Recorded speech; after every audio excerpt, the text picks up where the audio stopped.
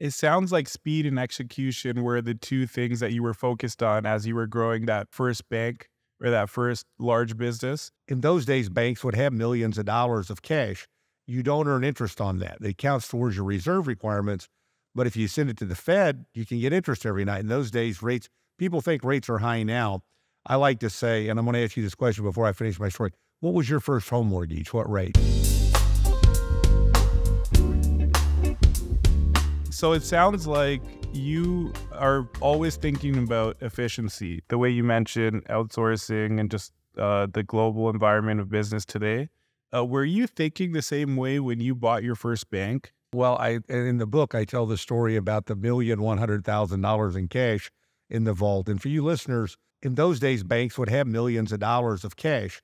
You don't earn interest on that. It counts towards your reserve requirements.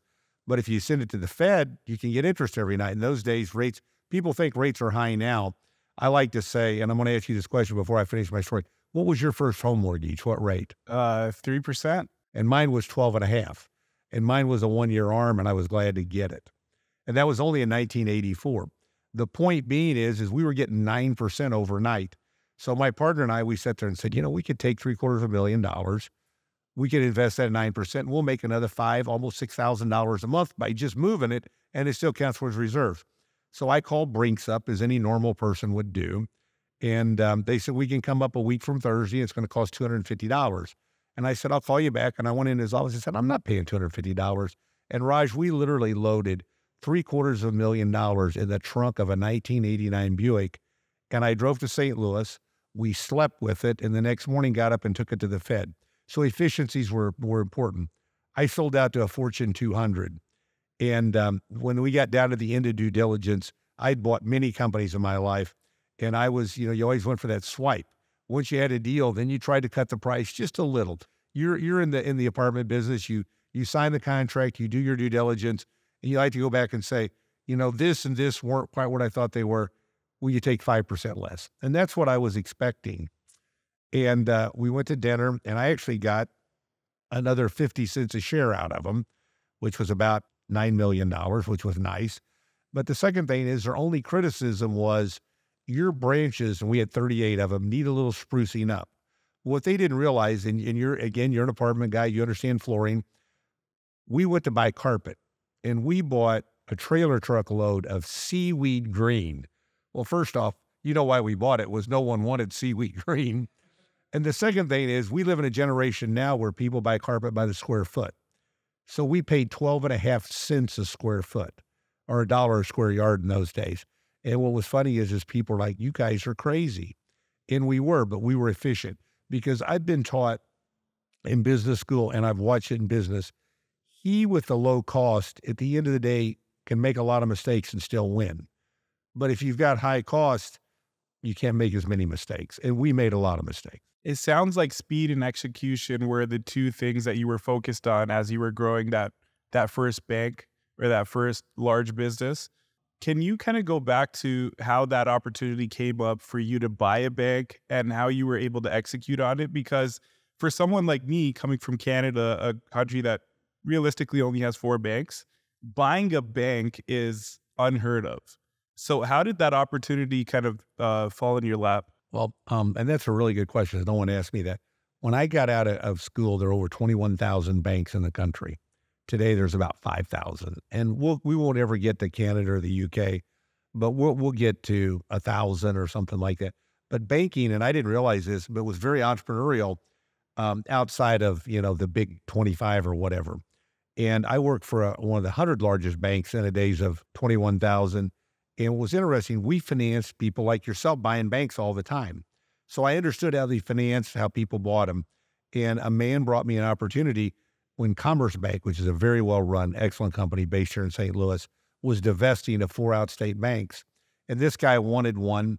To get the one he wanted, he had to buy the less desirable one as well, which he sold us. And we paid him $3.3 million. And it was 89, and the country was getting ready to go into recession, and what's now U.S. Bank was gracious enough to lend us $750,000. And then I spent the summer of 1989, I raised $2,659,000 from 83 people whom I knew less than 5 years. That's back to the entrepreneurial spirit in this country. And those people, if you put up $25,000 for getting dividends, they got back $250,000. So they did real well on a 14-year investment. But the point was, you hit the nail on the head. And that's why our branches didn't matter. People wanted speed and decision-making and execution. And so we gave them really good service. And I always say, small companies can be 10% planning, 10% process. And if you're 80% execution, you're going to win every day. Big companies are usually a third planning, a third process, a third execution. They're an aircraft carrier in the Mississippi. They're going nowhere in a hurry, but they do it well. A little guy, if you can execute, you can win. And so we focused on execution, and we had so much fun. There's just crazy stories of things we did. A guy called me up from a cruise ship at home one Sunday and said, Sean, there's a house my wife and I want to buy in a really nice suburb of St. Louis. And he said, but I need to have it done tomorrow. And I said, okay, Lee, we'll do it. But I'm going to charge you a $5,000 fee over and above because you called me at home on the weekend and you got your deal. No problem. There's a guy in town that had $46 million in treasury notes. He saw a house on Friday. He wanted to close on Monday. And he wanted a mortgage on it because the interest was tax deductible. And he banked at a very large bank. And they said, we can't do that. Execution. At 5 o'clock that afternoon, his stockbroker from Merrill Lynch showed up at my house. And 2 martinis later, we closed Monday afternoon. And it was a real mortgage loan. So he qualified for the interest deduction. So those little things make a big difference. And I believe we live in a world today where execution is easier because information can travel so much faster. Communication is instantaneously. And so I think people in business have such an advantage if they focus on execution and using speed to be their friend, not their foe. I love the focus on execution, but I'd like to go back a little bit to the 3.3. So when we're looking at an apartment deal, for example, we have a methodology of how we're coming up with the pricing, whether it's based on current income, where we think we can take the income, maybe replacement costs, things like that. And by the way, we've actually never retraded. And we've made it a point to do that because I'm trying to build a reputation of where sellers want to come to us for ease of transaction. So we're building our brand in a different manner because there's the repeat sellers, and also there's such a small community in St. Louis to where I think word will travel fast because we're only in St. Louis. If we were in all of the Midwest, it'd be a different story.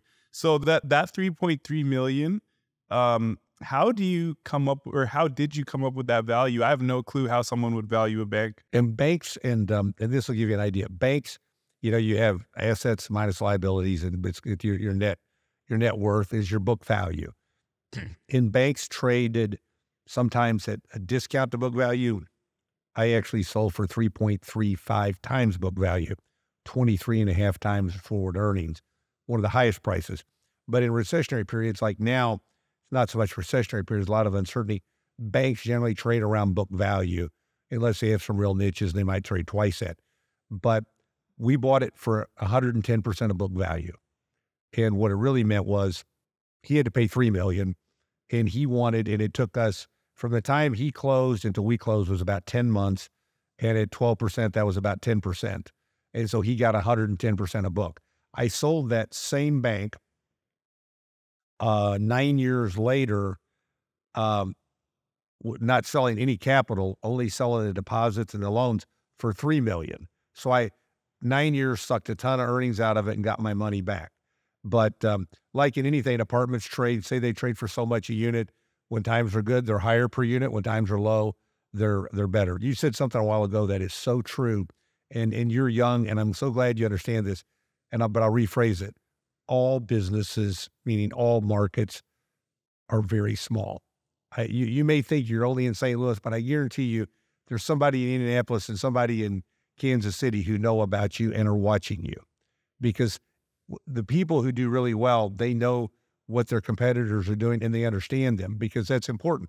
They may never directly compete, but they can learn from you just like you can. As we talked before your show, I said my best trait is I've been a really good plagiarist, because having had 5 children, my number 2 son would always push the envelope in a good way. And I would say, Brooks, there's no new idea in the last 10,000 years.